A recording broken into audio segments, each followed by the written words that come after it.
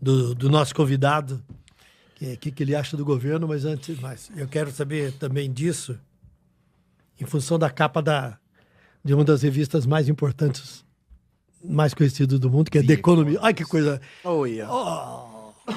A The Economist, né? The Economist é uma revista muito importante dos Estados Unidos, que uma vez fez uma capa que era o Cristo Redentor disparando como um foguete. Não é britânica, The Economist? The Economist é britânico, perdão.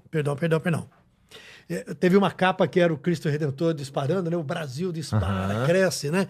Que era um momento do governo Lula de crescimento. Depois fez uma outra capa que era o Cristo Redentor caindo de cabeça, que era acho que no final do governo Dilma. Isso. Né? E agora dá essa capa com editorial. A capa é uma montagem em cima da foto desse líder, um dos líderes da invasão do Capitólio nos Estados Unidos, né? É o Jacob Chansley, Isso. esse cara aí. Você sabe que o começo do texto é o seguinte: imagine um país onde um presidente polarizador perdeu sua tentativa de reeleição e se recusou a aceitar o resultado. Ele declarou a votação fraudada e usou as redes sociais para incitar seus apoiadores a se rebelarem. Eles o fizeram aos milhares atacando os prédios do governo. Então, a insurreição fracassou, o ex-presidente enfrentou uma investigação criminal e os promotores o levaram a julgamento. Isto é um sonho da esquerda americana. Mas na outra grande democracia das Américas, isto é uma realidade. Em 2 de setembro, o julgamento de Jair Bolsonaro, conhecido no exterior como Trump dos Trópicos, começará no Supremo Tribunal Federal. E ele diz o seguinte, que é um exemplo, a The Economist nesse editorial fala que o Brasil está dando um exemplo de maturidade democrática. O texto também faz críticas ao Supremo Tribunal Federal, ao STF, né? Diz que ele erra quando ele assume responsabilidades e decisões que deveriam ser de outros poderes, mas diz que entre perdas e danos, o Supremo tem acertado mais. Então, este texto que vem assinado numa publicação de hoje, amanhã, dia 30, né? Já saiu, mas a data é 30 de agosto, ele termina por elogiar o governo brasileiro e termina falando assim: em contraste, mesmo com o governo Trump punindo o Brasil por processar Bolsonaro, o Brasil está determinado a salvaguardar e fortalecer sua democracia. O que você acha disso, dessa revista britânica fazendo tal elogio? Eu acho que o Marx, em 1850, no seu 18 Primário do Luiz Bonaparte, ele critica a The Economist, que ele fala que eles são os apologetas, os profetas do pensamento burguês na Europa, né? E acho que tá errado. Veja, é claro que eu gosto muito da ideia do Bolsonaro preso. Mas como a gente conversou aqui, né? Pra mim, o Bolsonaro tá sendo preso pelos motivos errados, Carlos.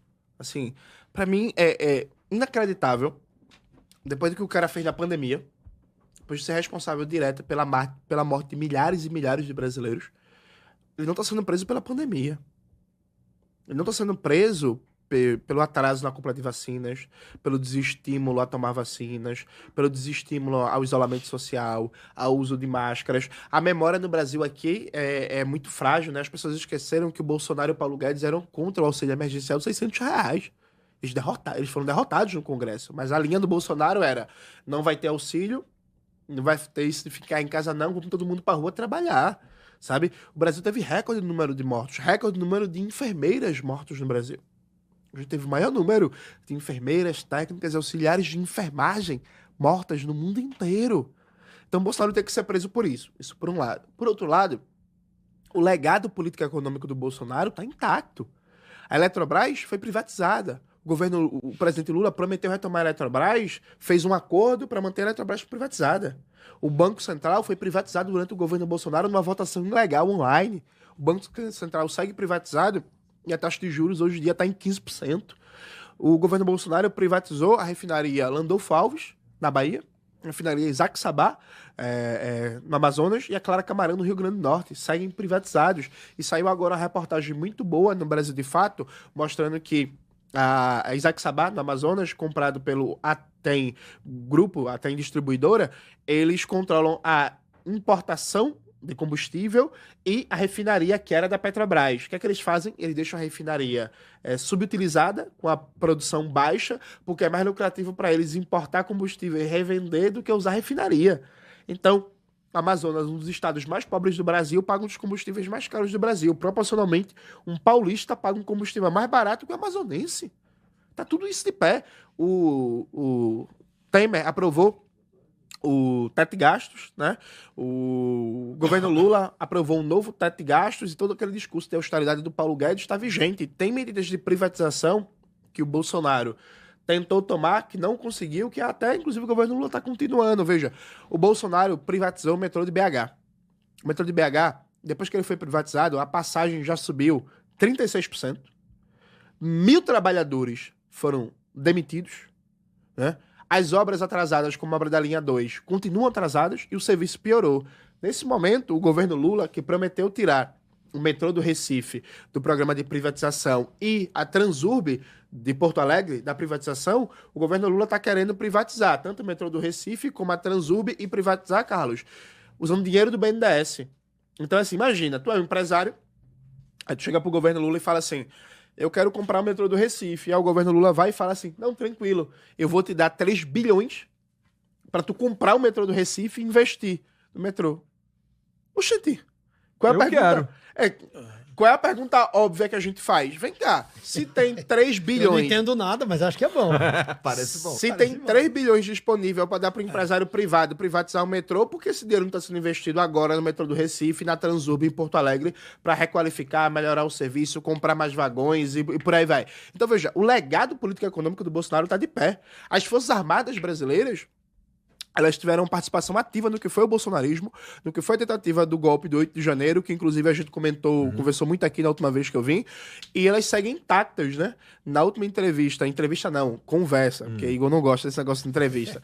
Na última conversa que a gente teve aqui, eu comentei, por exemplo, sobre o livro do meu amigo Pedro Maren, Aproximações Sucessivas, que faz uma análise dos militares durante o governo Bolsonaro e no começo do governo Lula. Veja, não foi feita nenhuma reforma dos militares depois deles participarem do genocídio que matou 700 mil brasileiros. Então, assim, o Haddad, inclusive, tem dias que o Haddad acorda, ele se olha no espelho e fala: espelho, espelho meu, quem é mais Paulo Guedes do que eu? Né? O Haddad defende uma política econômica que lembra a política do Paulo Guedes.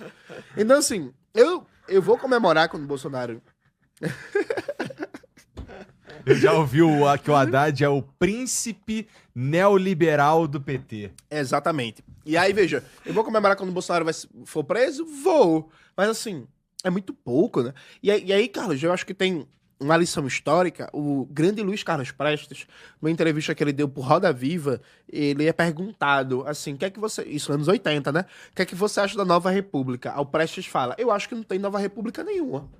Porque os militares não foram punidos, os torturadores da ditadura não foram punidos, as forças de segurança estão aí do mesmo jeito como na época que atuavam na ditadura, o modelo econômico defendido pela ditadura é o mesmo. Então Prestes dizia: para mim não tem Nova República nenhuma. Acho que a lição do Prestes lá atrás é muito importante. Tanto Prestes como Florestan Fernandes e outras figuras destacavam o caráter de continuidade, né, da Nova República com a ditadura.